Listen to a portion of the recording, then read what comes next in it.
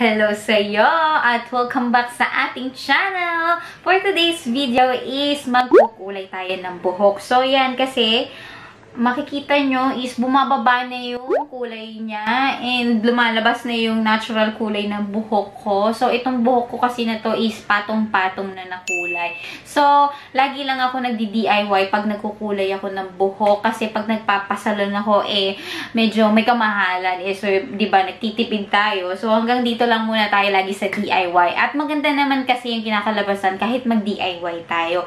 So anyways, ang gagamitin ko is si L'Oreal. So ito yung talagang ginagamit ko na from the beginning pa lang na nag-start ako ng magkulay ng buhok. So, subok ko na talaga si L'Oreal. So, ang ginagamit ko laging shade is yung white, yung 1 Ultra Light Natural Brown. So, yan. Excellent Fashion Ultra Light. So, ito siya lagi.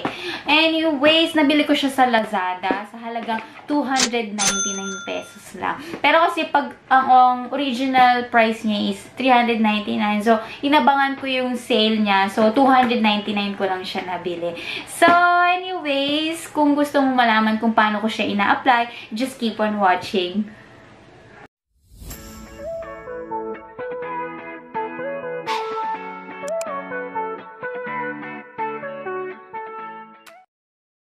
So, bago natin simulan, silipin muna natin kung anong nasa loob ng box. So, meron siya sa likod na nakadikit na ganito is instructions din kung paano magkulay or gamitin itong kulay na to. So, ayan siya. And another one, meron ulit siyang instruction. And sa loob niya, meron siyang free gloves. So, yan. And then, meron siyang protective serum na gagamitin para maprotektahan yung hair mo sa pagdadamage kasi hair color siya or chemical. So, yan, meron siya nun. And then, coloring cream. Yan. And then, itong developer. May kasama na din siyang parang pang-comb, pang-kulay.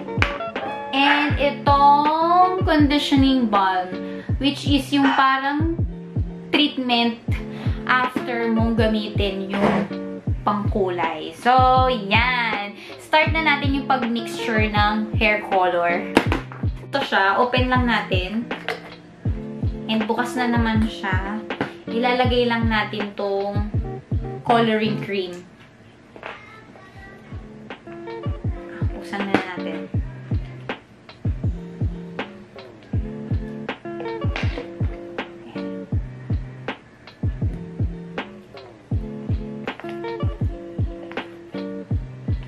So, yun. After nitong maubos, nandito na siya, syempre.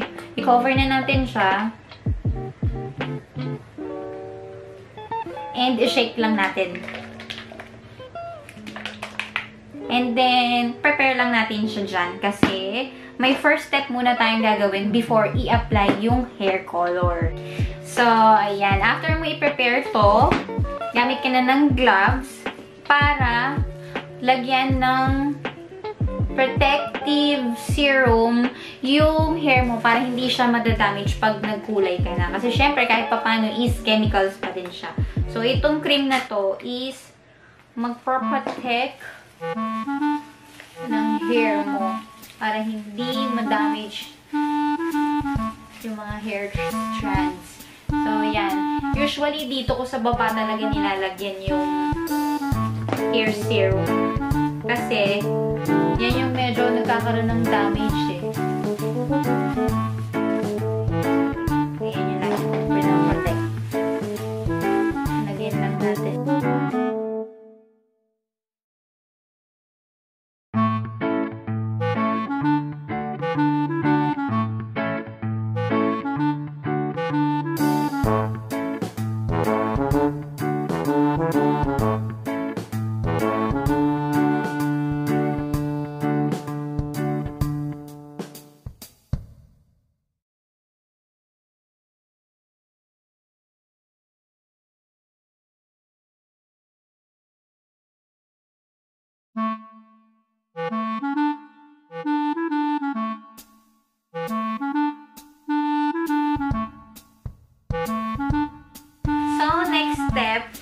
magkukulay na tayo ng buhok.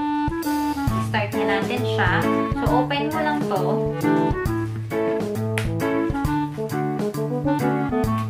Ayan, nagsisimula ako sa roots. Kasi ito yung pinaka-target area ko eh. So, yan yung pinaka-target area ko. Kasi ito lang talaga yung nag-iitim. So, dito mas dadamihan natin.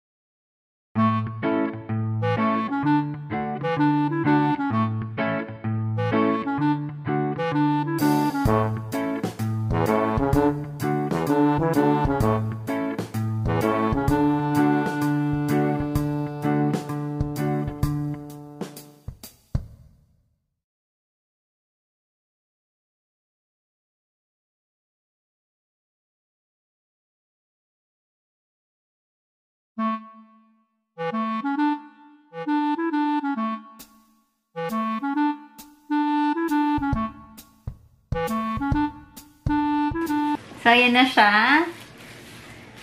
Nalagyan ko na siya lahat. And, lagyan ko lang ng shower cap. Para hindi siya yung nakaano dito sa damit ko. Mikit na kasi siya sa damit ko eh. So, lagyan ko lang. Wala kasi akong clip. So, shower cap na lang.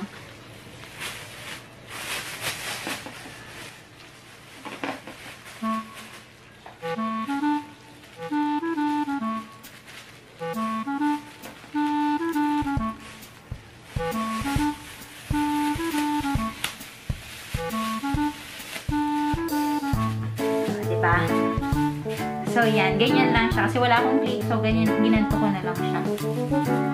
So, balikan natin siya after 30 to 45 minutes. Pero ako, ginagawa ko talaga, sinasagat ko yung oras para mas makulay siya. So, 45 minutes. So, 12 o'clock na ng tanghali. So, balik tayo ng 12:45 para makita natin kung kumulay na siya. So, yan. Pwede ka pa maghugas ng mga pinggan or mga household chores dahil nasa bahay ka lang. So, babalik ako after 45 minutes.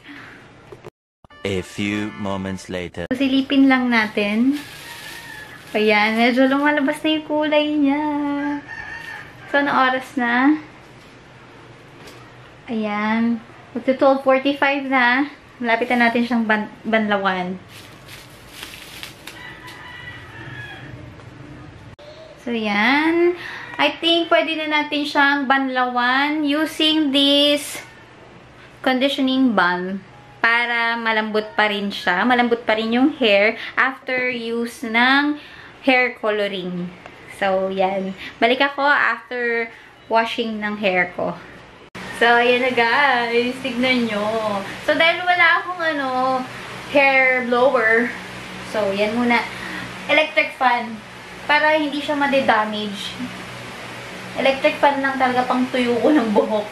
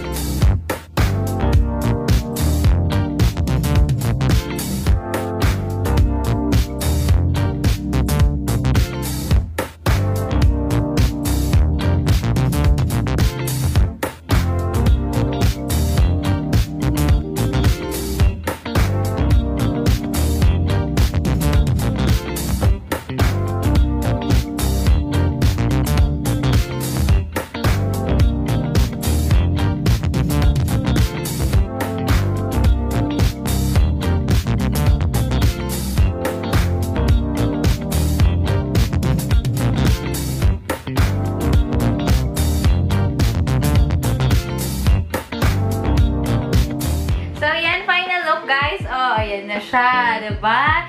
O, hindi mo akalain na DIY lang siya. So, sa bahay ko lang yan ginawa. So, nakita nyo naman. So, parang nagpasalon lang, diba? So, sa murang halagang 299 pesos sa Lazada. Ito na ang bibigay nyo sa inyong color. So, pantay na ulit siya. So, look. So, yan. So, sa mga momshies dyan na katulad ko na nagtitipid, so, pwede nang mag-DIY. And, etong color na to is, again, ultralight natural brown. So, yan. So, yan na yung final look niya. So, yan. So, perfect yan sa mga nagtitipid na katulad ko. So, diba? Ang ganda lang niya. Parang nagpasalon lang. So, highly recommended ko siya sa inyo. Kasi maganda siya sa hair. At saka meron na siyang protective serum para sa hair. Para hindi siya madadamage. Dahil nga chemical siya, diba? So, meron siyang serum para hindi madamage or masira yung mga hair strands nyo. And, conditioning balm after use mo ng hair color para malambot pa rin siya after mo mag-hair color. So, yan guys. I hope na nakatulong ako sa inyo at nabigyan ko na naman kayo ng another tips para makatipid. So, ayan. Dito ko natatapusin ng aking video. I hope that you like this video, and if you like this video, don't forget to give me a thumbs up and subscribe ka na din sa aking channel and click the notification bell na rin para ma-notify ka kung may bago akong video. So, ayan guys. See you in the next one. Thank you for watching. Bye!